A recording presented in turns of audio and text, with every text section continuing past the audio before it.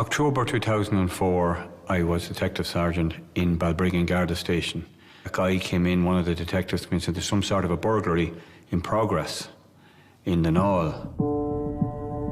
I just grabbed a set of keys to a car, made my way down to Lambay View, which was the name of the house that this burglary had taken place. As I was driving up, there was calls coming in over the radio about a lady being assaulted, that is a burglary gone wrong, and it said this lady is dead.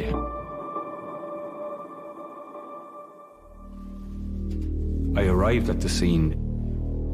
Being a qualified and experienced scenes of crime examiner, I went in to have a look. It's a sight I'll never forget. My God, she was like pulverized. Her hair was matted in blood. Over her right ear, there was a gash you can see down to her skull. It was about 5 inches long. You could see that there was severe force used to inflict that. So the poor woman had no chance whatsoever, absolutely not. Like, it was savage, cold, just like unbelievable, really, you know.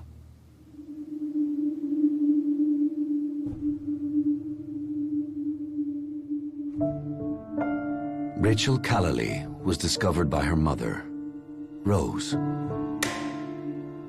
I will never forget the sight that met my eyes.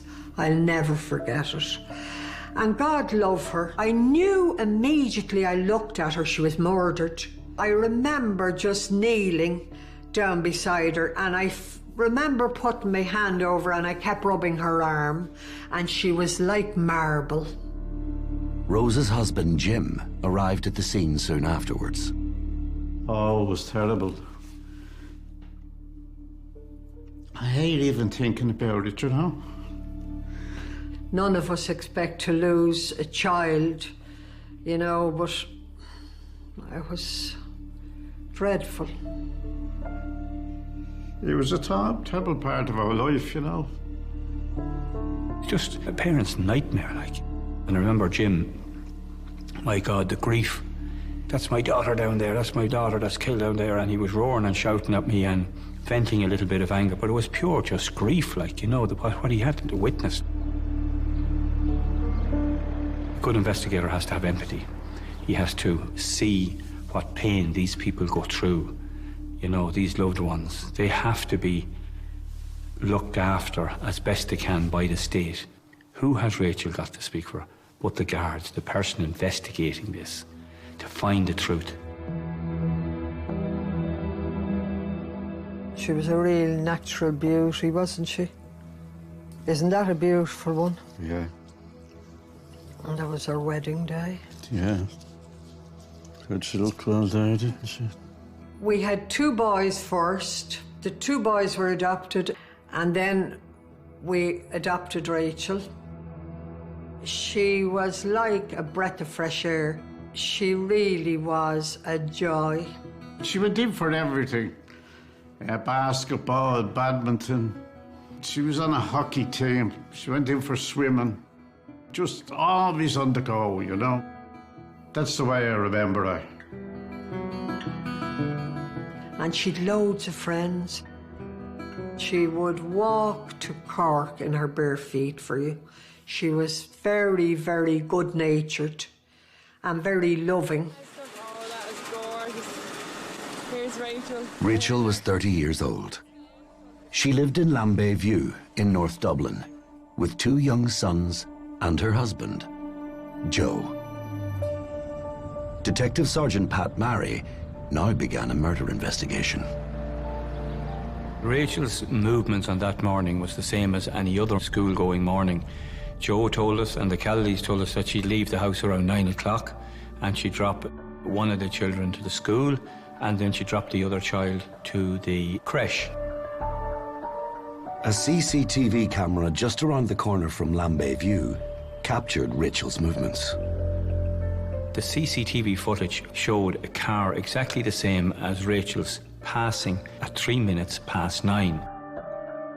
We knew from the creche she was there at 9:30 because people had seen her, and we have her car returning to her house past the quarry at 9:41. From the quarry to her house was 30 seconds in the car. Pat could now conclude Rachel was murdered sometime after 20 to 10. Joe then informed us that at 1:30 p.m. approximately, he got a call from the creche to say that Rachel hadn't collected the child. He rang her phone and didn't get an answer. He rang the Callaleys' home number and asked Rose to go out and see where Rachel was, that he was worried. She thought she might have fell or something, you know. So Rose went straight out there. Rose found Rachel's body at 2 p.m. Pat now needed to uncover what happened in the 4 hours and 20 minutes before then. We had to find out the answers to these questions. Who hit her? Why did they kill her? What was behind all of this? What was the motive? But Pat wasn't the only one trying to find answers. Rachel O'Reilly, the 30-year-old mother of a 2-year-old and a 4-year-old child, was brutally beaten to death. Her badly beaten body was discovered several hours The body later. of Rachel O'Reilly was found in the bedroom of her home at the Knoll in North. A post-mortem reveals she was killed with a blunt The instrument. Gardaí have not found the murder weapon and have no real leads in the case. My name is Jenny Friel and I'm a journalist with the Irish Daily Mail newspaper, formerly Ireland on Sunday.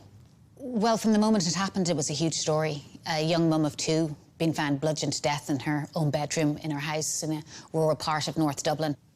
I think Rachel was only born a year before I was, so yeah, I was very aware of that particular story, and also because by the time I got asked to follow up on it, the working theory was that it was a burglary gone wrong. Pat was quickly skeptical that Rachel was killed by burglars. We looked at every burglary in the area and see was there any correlation to or anything that connected the crimes, and there wasn't, like, you know. For Pat, it just did not look like a typical burglary. A scene talks to you. A scene tells you things. I noticed the kitchen table turned over, which is unusual. Kitchen presses pulled out. Burglars don't come in. They don't open kitchen presses. They don't open the knife drawer. They don't open where you keep the cups and saucers. They just don't do that. And also, we discovered in the house that there was money left there. Rachel had money in her bag, and there was money in the utility room, which was never, you know, touched. The team extended their search. There was some items found in a culvert up the road slightly from the house. I think a jewellery box and a camcorder, which was identified as coming from the house. But burglars don't do that either, like, you know, you're not going to hide it to come back again. Like, you know, you just know these things from your experience of dealing with burglaries. It was a staged burglary. But the most decisive evidence was the state of Rachel's body. It's highly unusual to see someone in the state I saw Rachel O'Reilly in, having been administered such a beating by a burglar. The viciousness of the assault was a pure display of hate for this woman. If you hate someone that much, you're going to know them. And I believed she knew who did this to her. Pat began to investigate whether any of Rachel's acquaintances could have wanted her dead. Our starting point was to talk to Joe O'Reilly to see if there was anyone in her life that would do what they did. Maybe she has some enemies. He went on to name people that he worked with, that he had sacked and he had run-ins with. Pat and his team followed up with everyone on Joe's list. All the people that Joe had named were people that we could easily rule out of any connection with Lambay View on the day. And then I asked him, maybe she was having an affair and that you had a disgruntled wife who got this done. And he says, no, neither of us were having affairs. Now, that just sparked with me. Why did he say neither of us having an affair? I didn't ask him about him. I said it to Joe. I said, are you sure you weren't having an affair? And he looked at me right in my eyes, and I was looking at him. And he says, I did have an affair. And I said, who'd you have an affair with? He said, a girl by the name of Nikki Pelly. It was only an affair, it's over now. And he says, I don't want anyone to know about the affair, and I don't want my family to know. It made us sit up and think, well, is there something else to this, you know?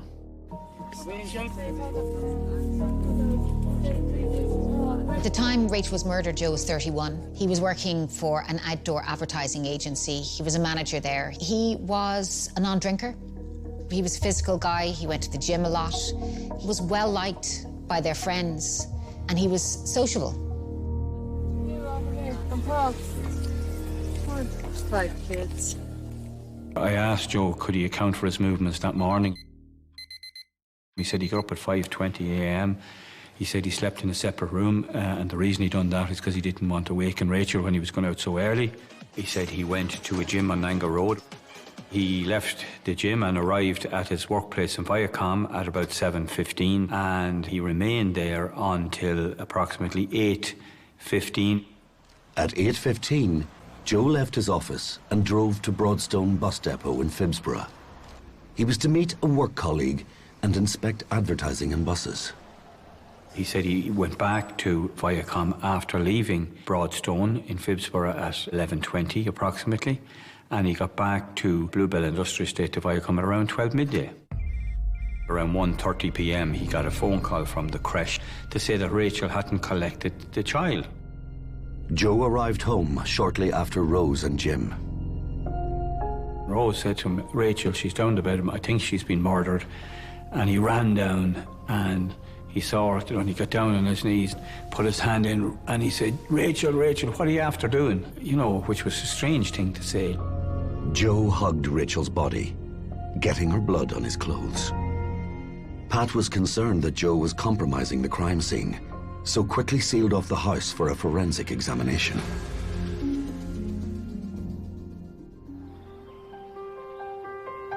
One week later, Joe was allowed to return. He rang here and he said he'd got the keys, the forensics were finished.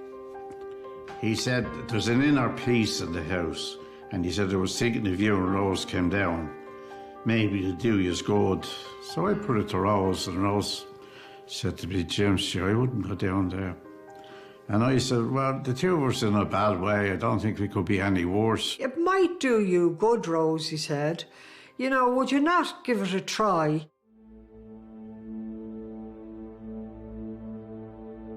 When we went down there, it was, oh God, I wanted to run out of the place.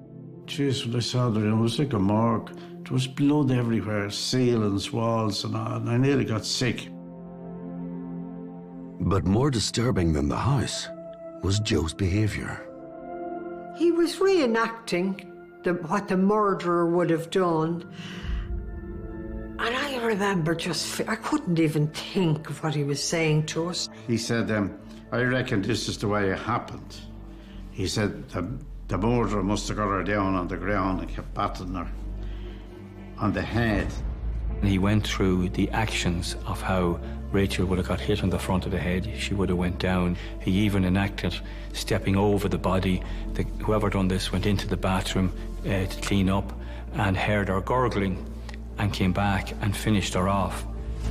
I was getting sick. I had to go outside, you know, and what he was doing then, you see, he was down on the floor and he was reenacting the whole thing, and he was looking at me and looking at Rose. And he was getting a kick out of looking at the horror in her face. I'd say my face was drained out. And, you know, but his eyes were jumping out of his head looking at me. Sadistic pleasure he was getting out of looking at squirming, you know. There and then I knew then that he was a psycho, you know. So if I'd any doubt at all, I was saying to myself, walking out that house, it was Joe done it. Over the following days, Joe O'Reilly's behaviour became increasingly erratic. He even began engaging with the media. So journalist Jenny Frail approached him for an interview. I thought that I'd get there and I'd be politely told to go away, and I was prepared for that. So when he agreed to do an interview, I was quite surprised. And also he had agreed, you know, for a photographer to come with me, which is for a newspaper is a big deal as well. O'Reilly met Jenny at Lambay View, the scene of the murder, where he now posed for photographs. He was like a tour guide.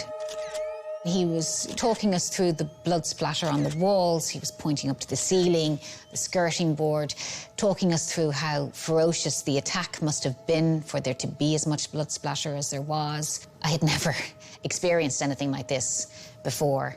He got down on one knee and demonstrated how the killer would have basically bought the weapon down in Rachel's head. At that point, I felt a bit queasy, and I asked him where the bathroom was. I just needed a break. I remember thinking at the time that I guess I had to put it down to his grief and possibly shock.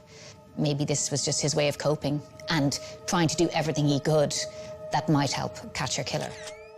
But this was not the end of Joe O'Reilly's media push. On the day of the murder, I did say to him, Joe, there's going to be media interest in this, and I'd prefer you don't talk to the media. Joe done the opposite.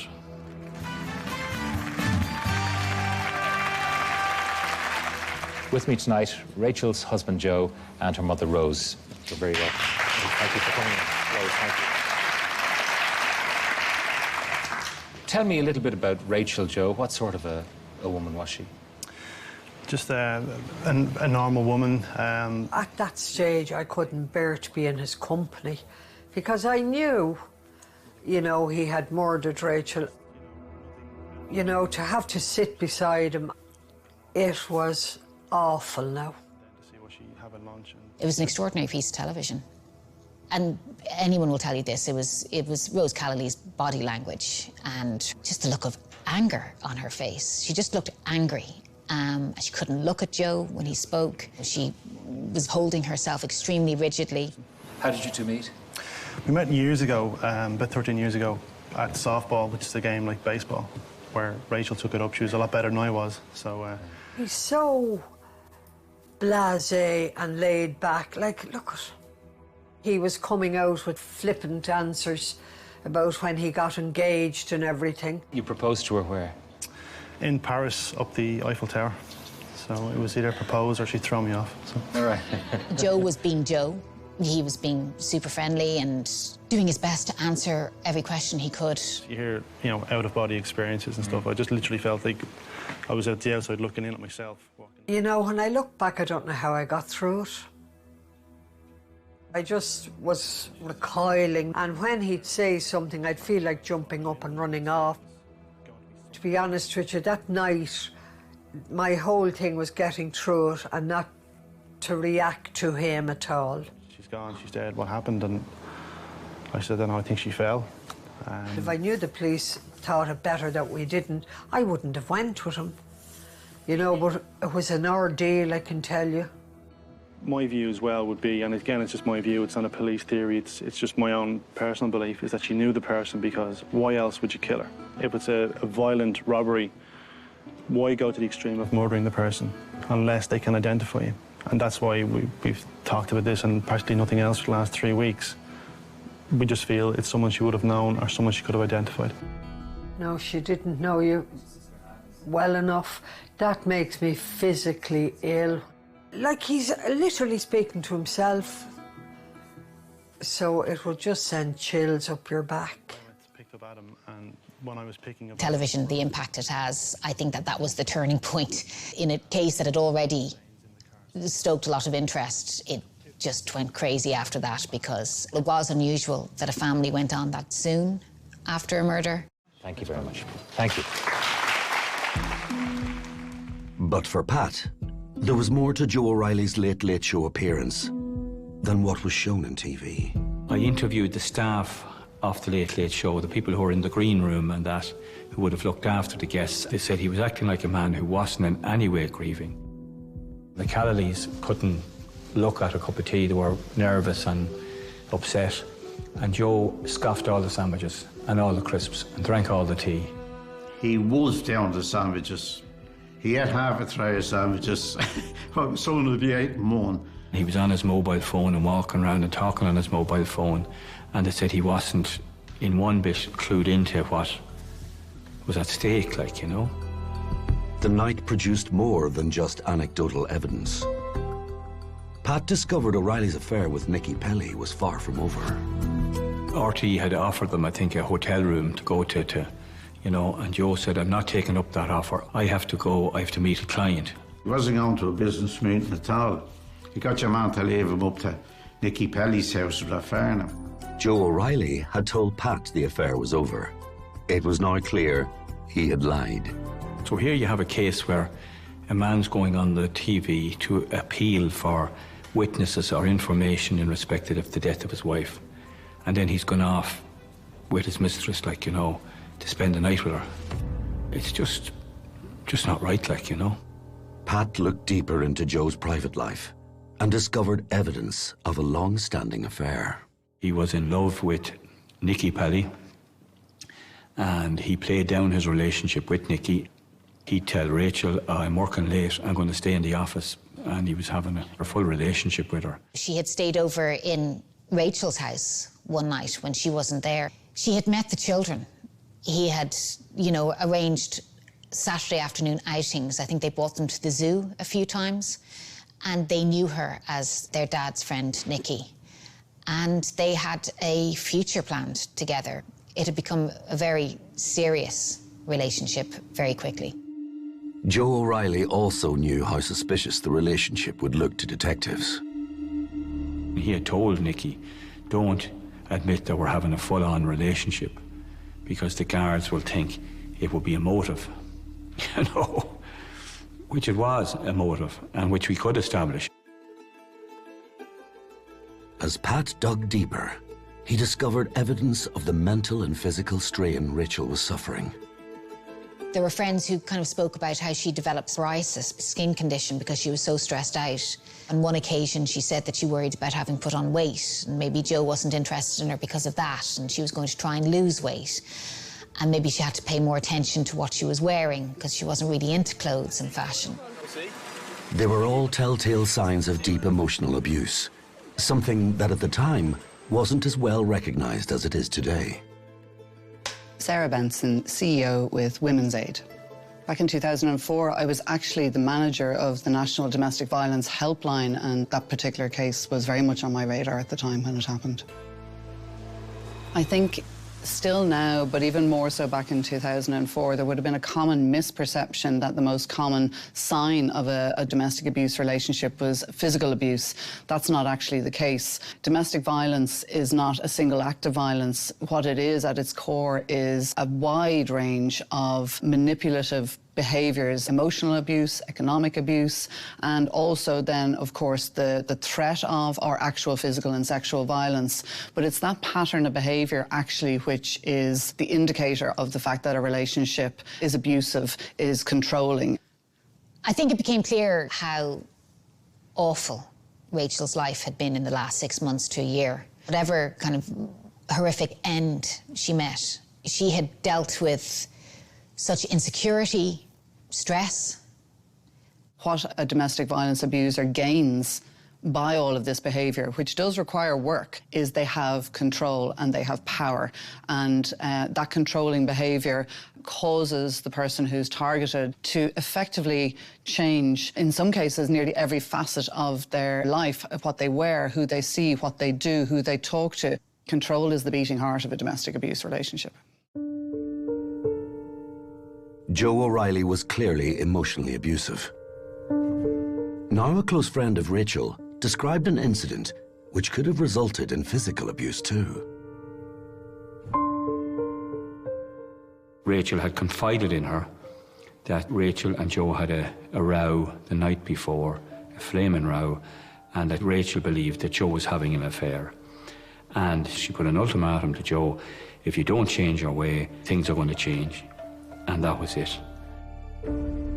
Pat had established a clear motive.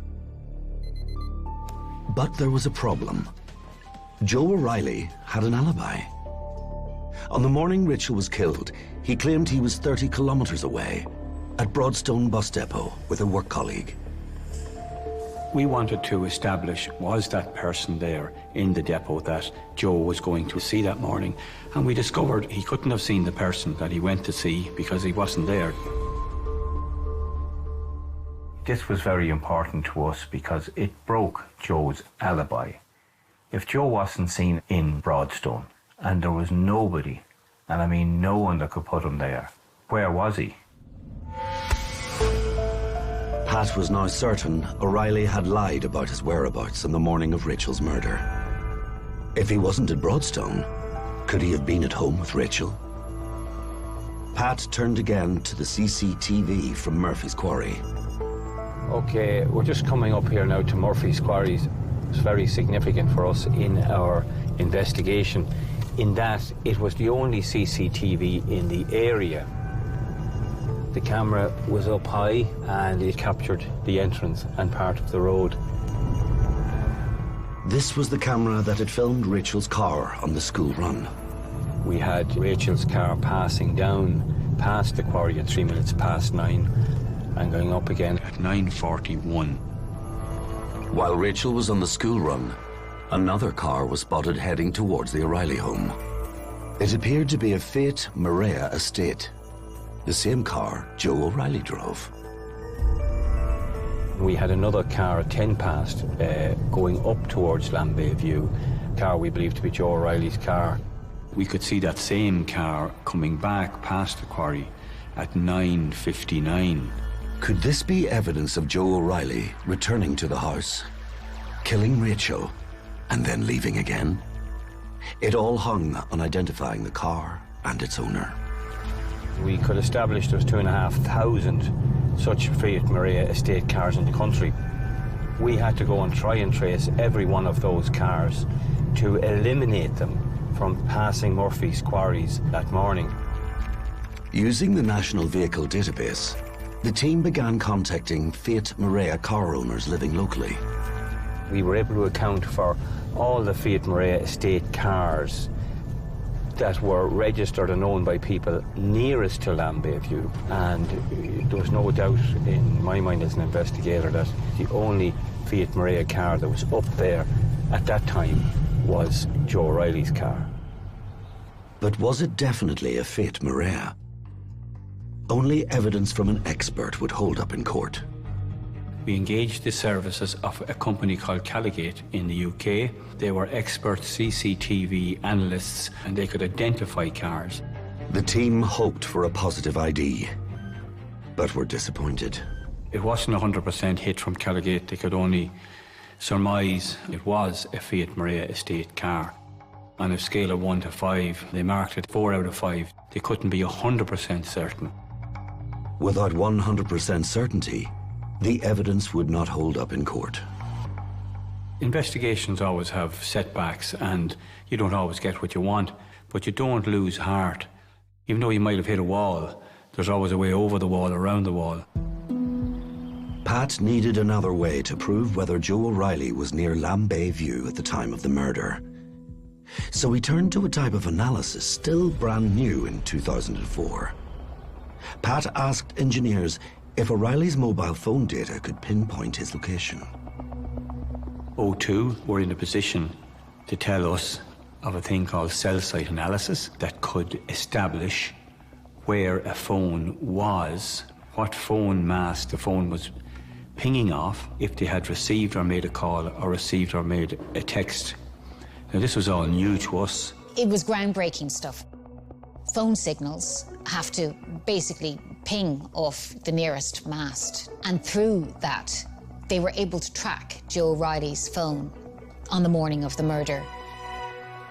Cell site analysis tracked Joe's phone from his home in the Knoll to his office in Bluebell Industrial Estate. It confirmed he left there at 8:15 and headed to Phibsborough bus depot. It's at that point that Joe's story begins to come offline.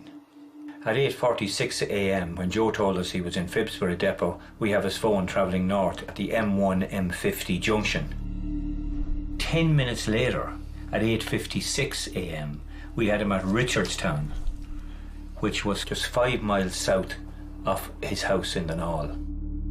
At 9:25 a.m, we had Joe at Murphy's Quarries, which is only several hundred yards from his house. And at 9:52 a.m, his phone was still at Murphy's Quarries.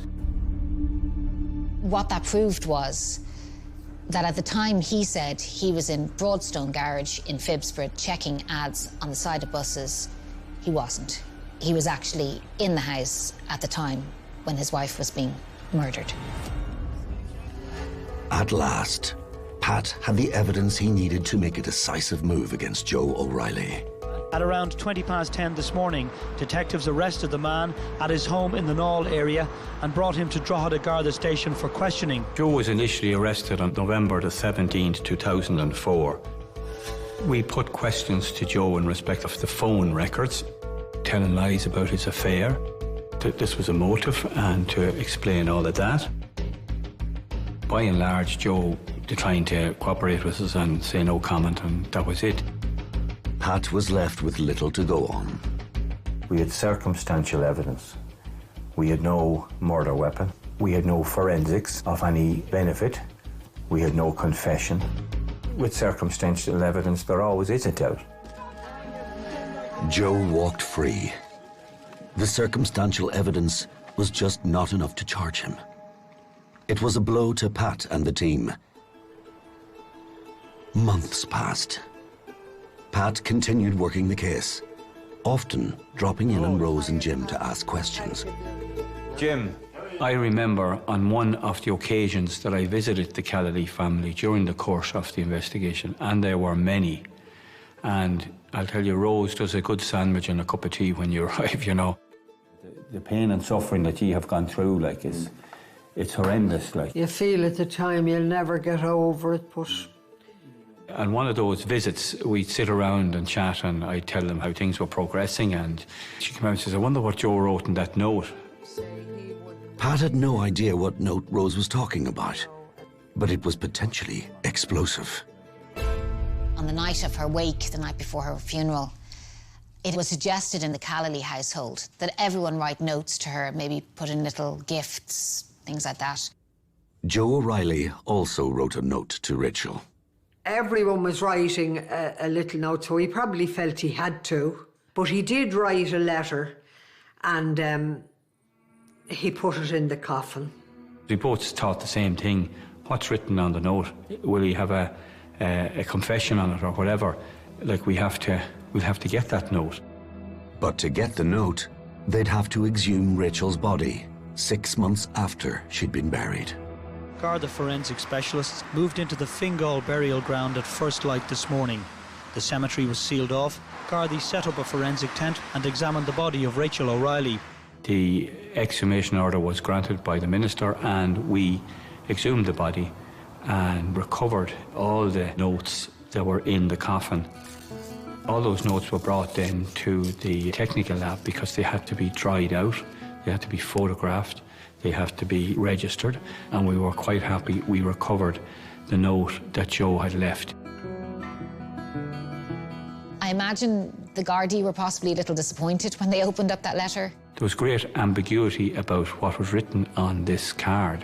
It was a strangely heartfelt letter, for want of a better word. It was, "Dear Rachel, I really miss you.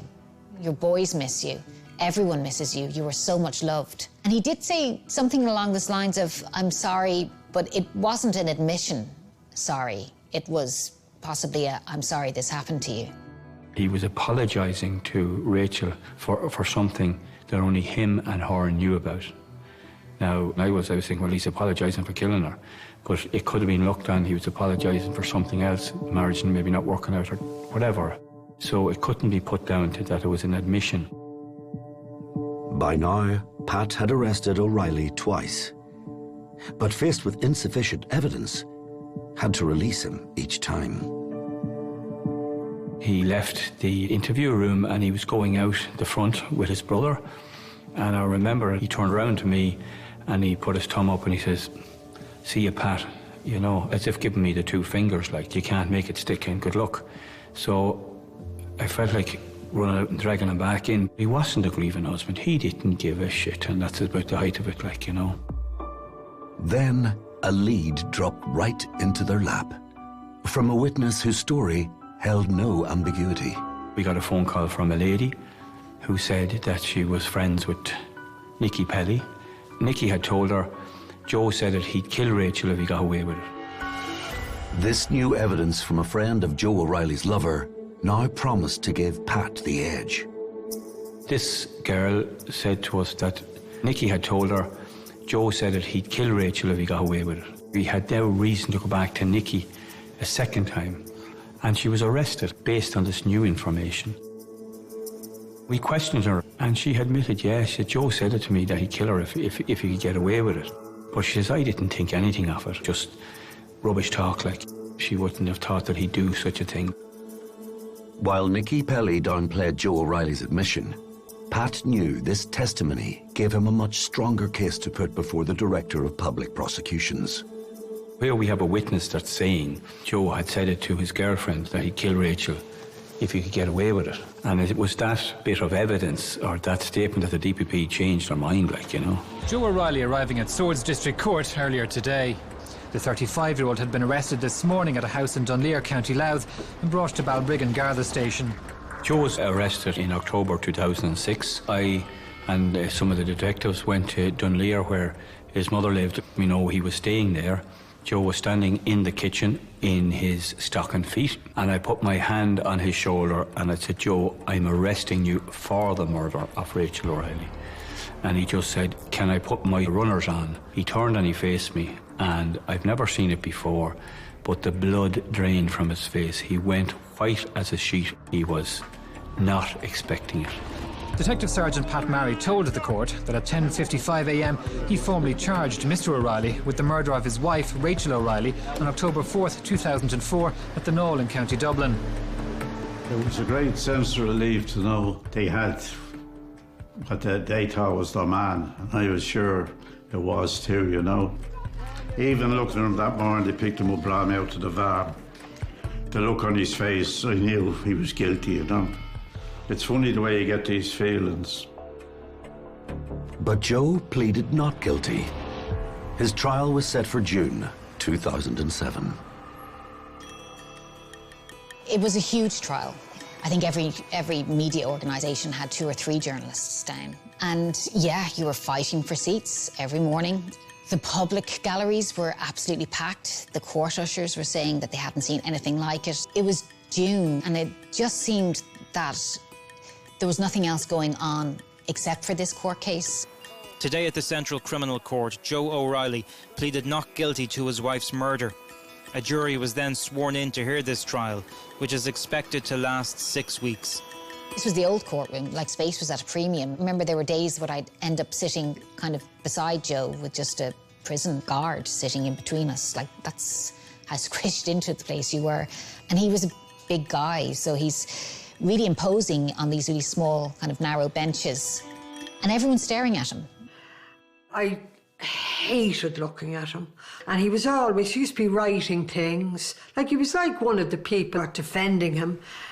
And I used to feel like I was drowning, because I used to look at him and how blasé he was, and how that got to me an awful lot. He had a grandioso type of personality, like, and most psychopathic people do. They have a confidence about them that they'll beat the system, that they'll be seen to be innocent at the end of the day, that we have made a mess of it, or we have it wrong, or whatever. Key to the prosecution's case was a string of emails recovered from Joe O'Reilly's computer. They revealed a deeply manipulative plan.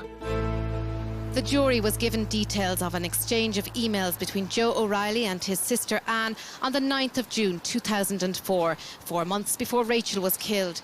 I suppose one of the most distressing days for the Callaleys would have been the emails between Joe and his sister Anne that kind of revealed how he had been undermining Rachel for a long time, poisoning certainly his own family against her, about her capabilities as a mother. He was saying, oh, she was getting them dressed last night and she nearly pulled the ear off one of the children putting on the pyjamas, and she dragged the other one down to bed, and painting the picture that she was a monster, like, you know, which she was far from. To the point where, and we learned this through the emails, that his own mother had reported Rachel to the social services. So how stressful must that have been to be called in to a social services officer to try and prove to someone that you've never met before that you're fit and able, and then to wonder, you know, who could have reported you? it must have been unbearable for her. Joe O'Reilly's behaviour was typical of an abusive partner attempting to exert control. Well, a common tactic would be to try and create an external picture of the victim as being either incompetent or perhaps even, questioning their mental health or their behaviours. Like in this case, create a perception that perhaps she was not just a bad mother, but suggesting she might have been a risk to the children, which none of this is true. Now, the cause of that is actually the perpetrator, who is targeting the people who are probably best placed to support her, so it deflects the focus and the blame. It also means that they, instead of offering support, may actually reinforce the messages that he is kind of putting in her head constantly, that she is a bad mother, that there is something wrong. Every one of those things that he told were complete and utter lies. And he was taking her character, and like as if she didn't love the children, I think they were the best things that happened to her. He was manipulating her and trying to destroy her, really. He was taking away the things that were most important to her, her kids. Joe's plan to use social services against his wife had failed. In the first email, Mr. O'Reilly's sister, Anne, asks him how he got on. He replies that the social worker described Rachel as the main caregiver and him as the secondary caregiver. I'm already Mr. Weekend custody in the eyes of the state, he says. Doesn't bode too well, does it? That's what he was relaying to his sister, that they were falling on Rachel's side, that she was a wonderful mother, and that he was going to be Mr. Weekend Dad. The emails made Joe O'Reilly's motives clear. He wanted Rachel out of his life, but he wanted custody of their kids first. It had been made clear to him that if they did get divorced or separated or whatever, he had no chance of getting custody of those children, because in Ireland, custody always goes to the mother. He wanted his way, and he didn't get it, and he wasn't going to get it, so the only way is to kill Rachel. For the family, finally hearing the details of Joe's manipulation was devastating. We were just sickened how he spoke of her, the mother of your children, even if he hated her. And I often felt, God love her, she probably went through hell without saying anything to us. We were shocked, really, to hear some of the things that he had said. Things that we wouldn't believe. You couldn't imagine him saying about Rachel what he said, and downgrading her all the time. Coercive control is the playbook of a domestic abuser, a series of behaviours that have the impact on the victim, creating a situation where every single moment of her life, every choice, every decision she makes is controlled from within her own head, because she has been so worn down and, in some cases, gaslit, which would mean making somebody believe that they are incompetent, foolish, or even crazy in some cases. And all that does is hold somebody in a very isolated situation and make it very, very hard for them to leave. Those emails revealed something about their relationship that we didn't know before. I think they would be even more powerful now because we know a lot more about what he was doing to her. We didn't have the terminology for it back then, but now we do, like coercive control, gaslighting. He was trying to destroy her, slowly but surely, by taking away the things that were most important to her, her job as a mother, the life that she had built for them in the Knoll. It was strong evidence of a motive for murder, but still only circumstantial. Pat had no forensic proof to physically link O'Reilly to the crime, but he had the next best thing. Without the phone evidence, we would have been struggling big time. There was it was almost like PowerPoint presentation on two screens on either side of the judge's bench. And it showed the journey his phone made up to Murphy's Quarry and back again, and the exact times that phone either received texts, made phone calls, made texts. It was very comprehensive, and it was damning, and it was groundbreaking at the time. The technical analysis that we were able to produce to the court, that was the breaking of the alibi, the cell site analysis. Put Joe O'Reilly at the scene that morning, out at Baldera Knoll at the time of his wife's death.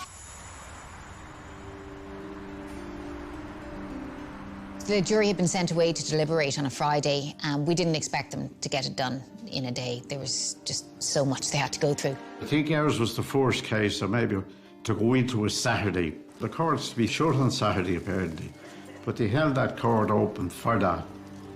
It was hard waiting for the verdict to come, you know. There could be hours there, but then they had to do what was right. They had to arrive at a right verdict, you know. I used to be thinking to myself, what am I going to do if he gets off with it? I just knew it was a knife edge. It's very hard to read a jury. You just do not know what they're going to come back with. We didn't know. We just did not know. They were in there all day. It was a long, hot, stinking summer day in that courtroom, and the tension was incredible. It took just 2 days for the jury to reach a unanimous verdict. Guilty. They read out the verdict and the place just went nuts. I've never seen anything like it. The Callalees stood up screaming, thank God, thank God. I just remember watching Jim and Rose just hugging for the longest time and bawling, crying. I never witnessed anything like it, I never will. The whole court erupted in a cry of emotion. And I was standing at the end of a row of all the guards who were involved in the case. And I looked down and each and every one of them were crying their eyes out. Rose, she came straight to me and the two of us had a big hug. And I burst out crying and I cried. I just felt as if the weight of the world was lifted off my shoulders. As all I could do was cry. There's that incredibly kind of like, you know, powerful picture of them coming out of the court together with all their arms raised up in the air, because it was a victory for them. Is there anything you'd like to say about Rachel? It's just she's with us now, and she knows we love her, and I wish she was with us in person, and we'll never forget you, Rachel, but you got justice today. People were so supportive in those days, you know. You just felt the whole country was on our side.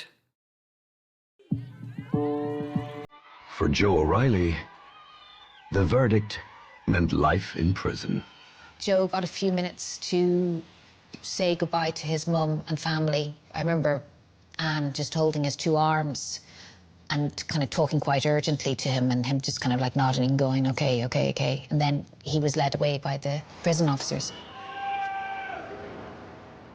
Well, you think killers are going to be, you think that you're going to spot something about them, don't you? And he was very ordinary, very normal. I've met him a million times before. I've worked with loads of people like him. Yeah, you don't want to think someone that ordinary is capable of something so awful.